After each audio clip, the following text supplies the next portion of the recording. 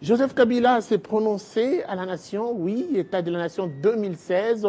Plusieurs questions étaient à l'ordre du jour, notamment le respect de la Constitution, l'organisation des élections, mais aussi l'évolution de la République démocratique du Congo. 15 ans à la tête de la RDC, qu'est-ce qui est fait, qu'est-ce qui reste à faire? Joseph Kabila a donné les grandes lignes de son mandat, son bilan.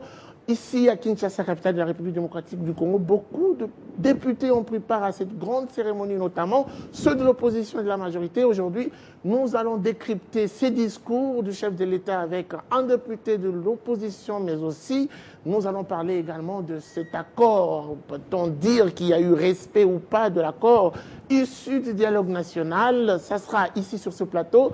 Nous recevons M. Steve Mbikaï. Bienvenue. Merci. Je rappelle à ceux qui nous suivent que vous êtes président, porte-parole plutôt, de l'opposition nationaliste. On a eu à vous recevoir plus d'une fois, vous n'êtes plus vraiment à présenter. Alors on va y aller directement avec cette grande question. Matata Ponyo a démissionné, ce qui était la plus grande attente de la classe politique, mais jusqu'ici, toujours pas de gouvernement. 21 jours après, y a-t-il violation de l'accord, oui ou non? Bon, tout dépend. Vous savez, tout au départ, les gens ont commencé à compter pour le gouvernement à partir du jour de la signature de l'accord à la Union africaine. Mais par après... Ils ont compté 2 fois, en fait. Par après, c'était par rapport au jour que l'accord a été déposé entre les mêmes chefs de l'État. Si bien qu'aujourd'hui, nous sommes le 16, je crois. Les gens estiment que l'accord... a été violé. Mais hier, sur mon compte Twitter, j'ai dit le contraire. J'ai dit que l'accord n'est pas violé, bien qu'il n'y a pas encore de gouvernement. Dans quelques heures, j'ai eu plus de 1500 vues. Il y a les gens parfois qui m'ont attaqué, des gens qui étaient contre ce que j'ai dit, mais personne n'a donné un argument contraire à ce que j'ai donné. C'est quoi l'argument? Vous savez que l'accord a laissé une ouverture des signatures à d'autres personnes, l'opposition, majorité, société civile.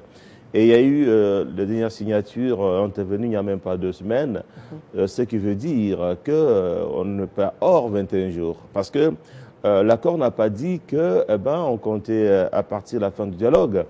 Et l'accord n'a pas non plus dit qu'on comptait à partir des premières signatures. Mais l'accord a dit donc 21 jours après signature. Or, les signatures s'évalent.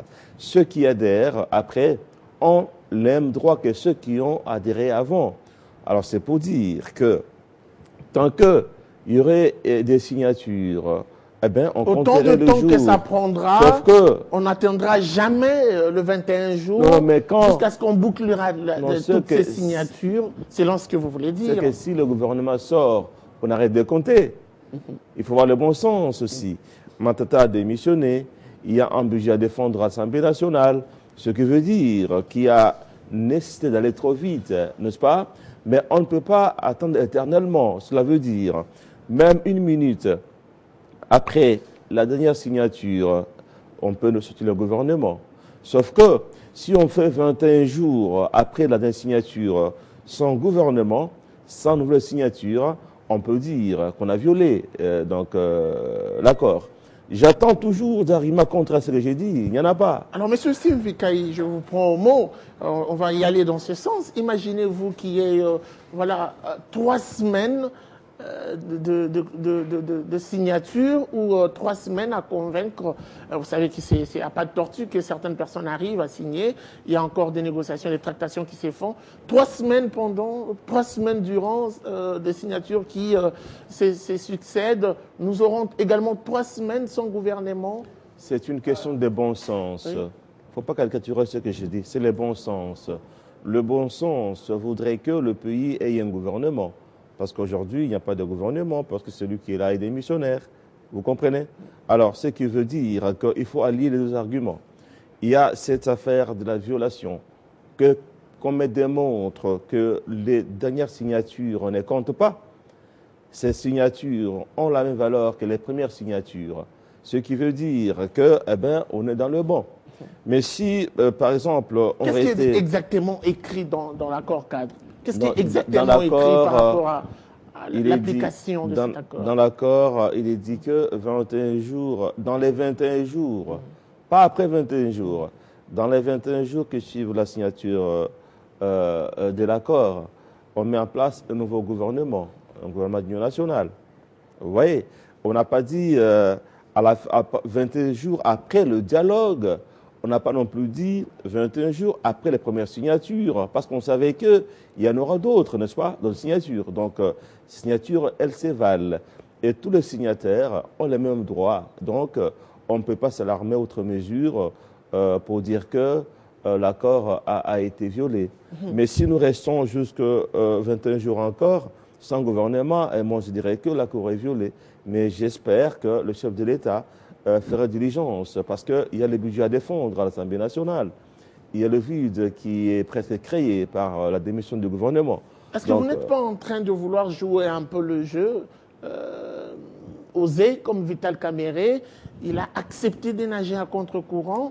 Aujourd'hui, peut-être que ça lui profite un positionnement politique. Steve Mbika s'est dit aussi, j'y vais cette fois-ci en cherchant à faire comprendre aux autres que voilà, vous pouvez encore patienter, peut-être que ça pourra me positionner aussi. Est-ce que c'est pas ça l'objectif de votre démarche?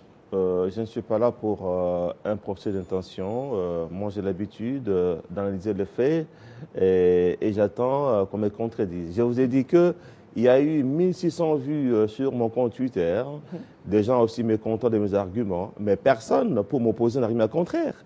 Est-ce que les gens ont signé il n'y a pas 21 jours ou pas? Bien sûr qu'ils ont signé. Donc, nous sommes dans le délai. Alors, si aujourd'hui, on arrivait à publier le gouvernement, eh bien, on arrête le comptage. Est-ce que toute l'opposition nationaliste voit les choses comme vous? Bon, je suis d'abord... Ou vous le dites de manière individuelle en tant que non, écoutez, Congolais d'abord et acteur politique? Moi, ça n'engage pas... non, je parle de faits. C'est une vérité. La vérité, elle s'impose. Qui engage aussi l'opposition nationaliste. Ce n'est pas question d'engager, c'est une vérité, c'est une analyse. Ce n'est pas une position politique prise par un groupe politique. Honorable Steve Mbika, n'est-ce pas, député national, porte-parole de la nouvelle classe politique et sociale, donne un point de vue inattaquable. J'attends qu'on l'attaque.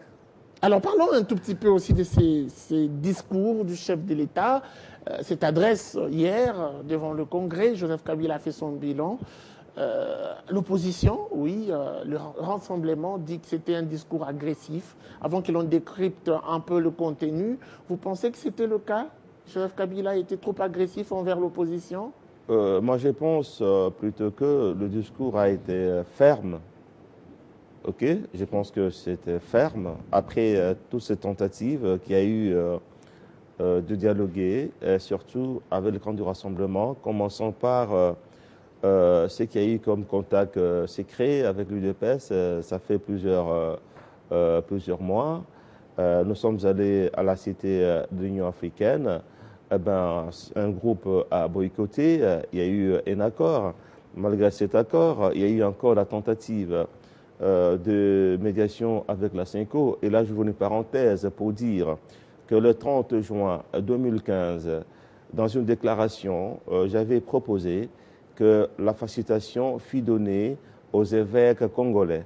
Et à l'époque, j'avais proposé, pour nous l'opposition, ben, on choisirait Monseigneur Mosengo, et pour la majorité, on choisirait Monseigneur Marini Bodo. Mais les extrémistes avaient rejeté catégoriquement ma proposition, avaient dit que les Congolais ne sont pas dignes de confiance, il fallait absolument avoir un facilitateur international. Oui. Alors aujourd'hui, ils reviennent à ce que j'avais proposé il y a plus d'une année, donc une année et demie. Donc on perd le temps pour rien et on comprend un retard. Je ferme la parenthèse. Alors pour dire, c'est un compte de cet échec de la mission qui a été confiée à la CENCO que le chef de l'État s'est montré ferme, comme pour dire on ne va pas éternellement continuer à attendre les autres.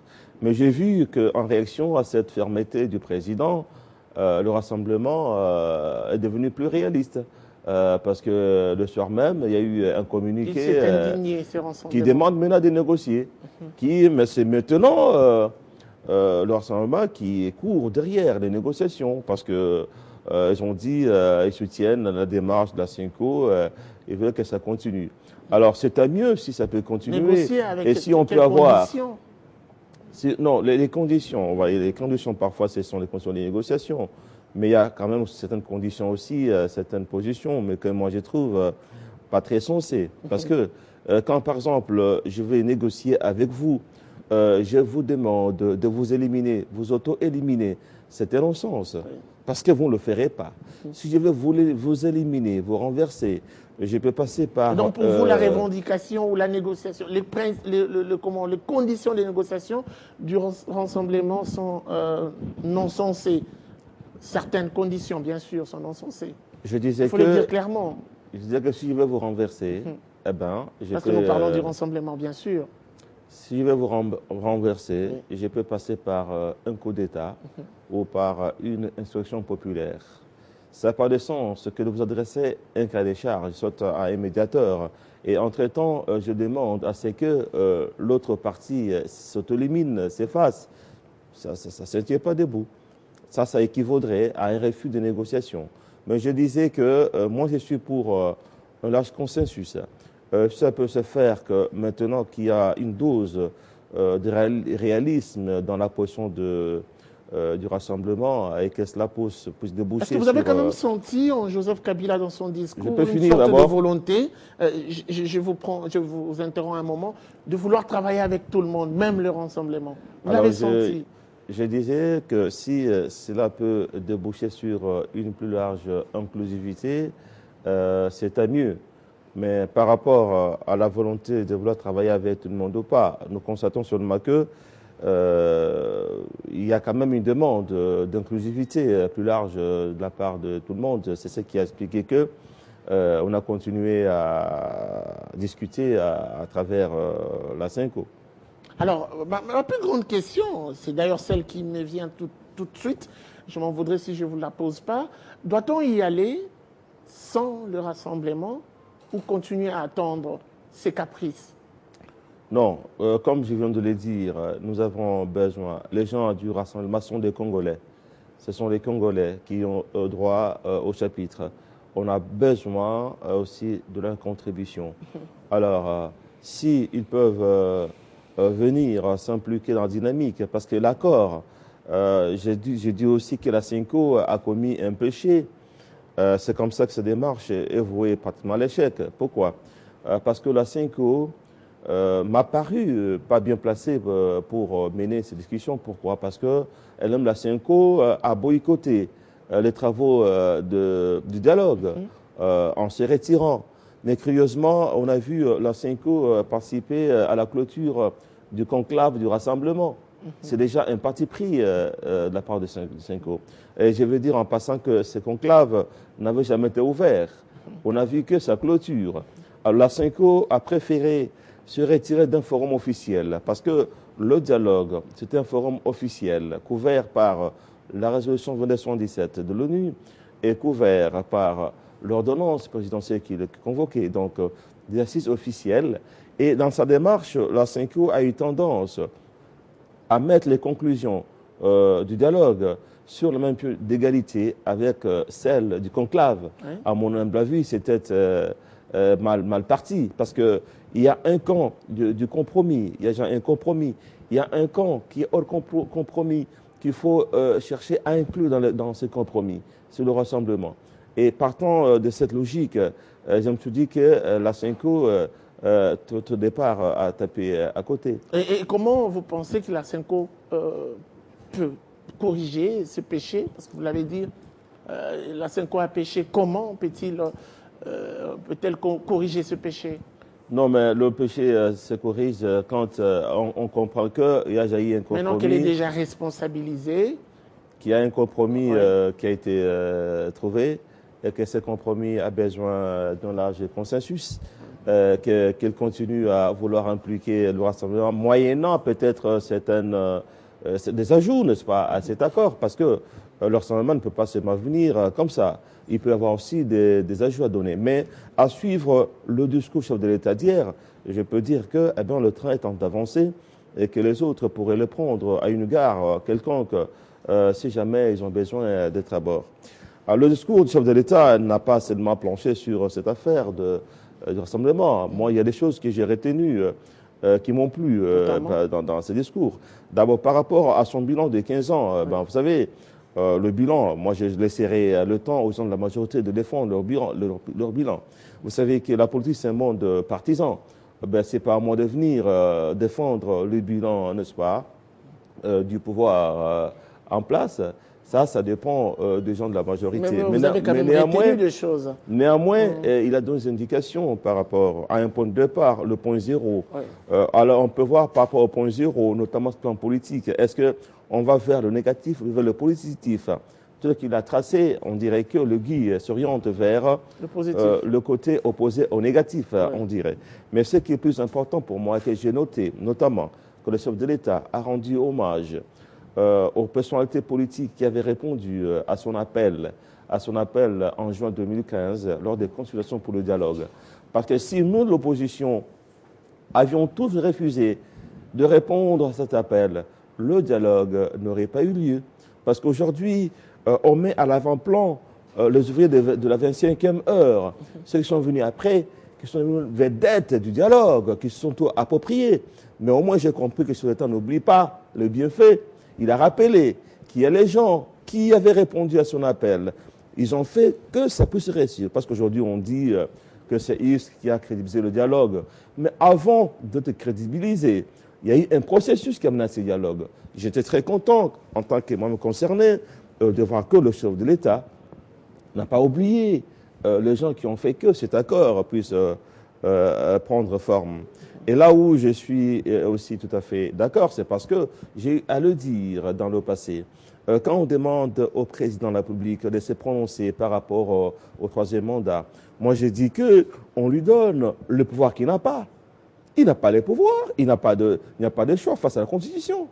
Quand la Constitution dit que voilà ce qui va se faire, et il y a 2 mandats seulement, et vous demandez qu'il se prononce, c'est comme si on veut dire que lui peut avoir des positions au-dessus de la Constitution. Il s'est déclaré, il s'est prononcé. Cette réponse de dire que tout est réglé par la Constitution, à mon avis, me paraît plus logique. Parce que ce n'est pas à lui de décider, il doit seulement se conformer, n'est-ce pas, à la Constitution. L'autre point qui cadre à 100% avec ma philosophie, avec ma doctrine politique, c'est cette fermeté par rapport à ce que moi j'appelle la domination étrangère. Les autres appellent ça ingérence. Parce que quand les gens vous avez toujours combattu d'ailleurs. Absolument. Personnellement, oui. Ça, c'est mon cheval de bataille. Oui. Et cela appelle à ce qu'on puisse quand même toucher à la fibre patriotique du peuple congolais pour comprendre que sur le plan de la défense de notre souveraineté et notre indépendance, il n'y a pas majorité et opposition. On doit faire bloc face à la domination, n'est-ce pas, des puissances sur notre pays. Sur les questions internes de gestion économique, politique et sociale, il doit y avoir cette séparation, cette différence entre majorité et opposition. Mais par rapport à ce qui concerne les symboles de notre patriotisme, de notre souveraineté, n'est-ce pas, la monnaie, le drapeau, l'hymne national, ainsi de suite, la politique internationale, je pense que nous devons être unis. Et déjà, posez-vous la question, si vous êtes patriote, quand vous avez $10 et un billet de 20 000 francs, la personne préfère bien garder les $20 dans son porte-monnaie, mais les 20 000 francs sont gardés en vrac. Ça, ce sont des symboles aussi du manque de patriotisme. Quand vous ne savez même pas chanter l'hymne national de votre pays, c'est très grave. Quand vous voyez des puissances étrangères, visiblement vous dominez, et vous êtes d'accord, parce que vous êtes à l'opposition, vous êtes traître de la nation. Sur le plan de la défense, la communauté étrangère est prise comme parapluie comme protection de l'opposition. Je veux bien que l'opposition s'attaque à la majorité, même de façon virulente, c'est son droit. je veux bien que le rassemblement soit intransigeant, s'attaque au président Kabila comme c'est au Delta congolais, c'est son droit. Sans pour autant Mais passer je par la communauté refuse que internationale. ces droits Oui. soient donnés à des ministres L'extérieur. étrangers et à des gouvernements étrangers pour nous dominer. Monsieur Sur ce Steve point, je crois Mikaï. qu'il faut Oui. une espèce d'union sacrée nationale pour valoriser notre pays. Très bien. Alors, je vais vous prendre sous cette casquette. D'ailleurs, depuis le début de l'émission, je vous ai présenté tel quel. Vous êtes opposant. Et certains opposants comme vous préconisent le chaos le 19 décembre. Qu'est-ce qui se passera finalement le 19 décembre? Heureusement que le 9 décembre a été désacralisé, dès lors que toute la classe politique sans exception est maintenant d'accord qu'il y aura glissement. Parce que ce soit nous, l'opposition nationaliste, que ce soit la majorité, que ce soit le rassemblement, tout le que ce monde soit est le MSC, d'accord. parce que le rassemblement a dit qu'il préfère qu'il y ait élection en décembre 2017. C'est genre un glissement. Il y a le MSC qui a parlé d'un glissement de 4 mois. Les gens vont se battre pourquoi encore? Parce qu'auparavant, c'était pour demander... Parce que le consensus n'est pas trouvé. Non, c'était pour demander qu'ils sont dans le délai. Les propositions sont un peu dispersées. L'ABCDR n'est pas sorti jusque-là, qui réunit tous autour d'un seul objectif. Et ce qui fait que la tension a baissé d'un cran. Parce que les militants de part et d'autre ont compris que ce n'est pas possible qu'il y ait élection ne soit Donc il n'y aura dans le rien délai. le 19 décembre. Non, il peut y avoir, parce que c'est aussi le droit de la population de pouvoir revendiquer. On peut revendiquer. Mais l'essentiel pour moi est qu'il ne faut pas casser, il ne faut pas tuer. Il faut respecter la D'autant loi. que vous avez été d'ailleurs victime. Parce qu'on tend vers la fin de l'émission, eh ben, on a passé le temps. J'ai l'habitude de donner un numéro auquel on peut nous atteindre pour des questions, les adhésions, les propositions. Alors, on peut appeler notre standard, c'est au 085 083 66 62. Je répète, Oui. 085 On va finir. Oui. 083 66 62. On pourra continuer le débat hors micro. En toute franchise, c'est une vérité que j'aimerais que vous puissiez nous donner. En toute franchise, comment doit-on aujourd'hui vous présenter? Vous avez fait un revirement vers la majorité présidentielle de manière tacite, sans pour autant le dire, ou vous restez opposant? Non, ben, je ne suis pas d'accord avec le projet de société de la majorité en place. Voilà pourquoi je n'ai pas voulu trop commenter. Vous faites un peu plus le communicateur économique. de la majorité présidentielle en défendant le bilan du chef de l'État. Non, c'est un point de vue. Non, non, non, non. Je n'ai pas défendu ce bilan. Je vous ai dit d'accord. que le rôle de défendre le bilan revient à la majorité présidentielle. Mais il y a le point qui correspond avec ma philosophie politique. C'est notamment la souveraineté du pays, l'indépendance et tout ça. Merci. Le fait d'avoir quand même jeté le fleur à nous qui avons commencé, oui. Et aujourd'hui, comme nous sommes dans un compromis politique, le discours doit être dosé. Alors si jamais on n'avait pas de compromis politique, on serait virulent.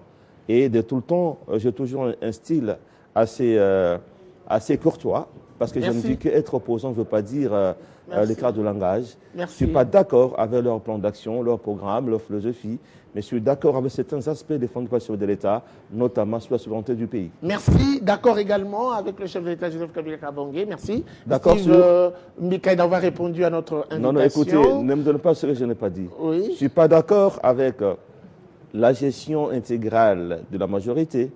Je suis d'accord sur la doctrine, la défense du pays tel que soutient le chef de l'État, et nos visions sur ce point de vue sont les mêmes. Merci beaucoup. Voilà. On ne va pas vous ravir cette coloration que vous avez, qui est de l'opposition, bien sûr.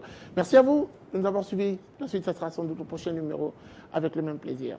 Au revoir.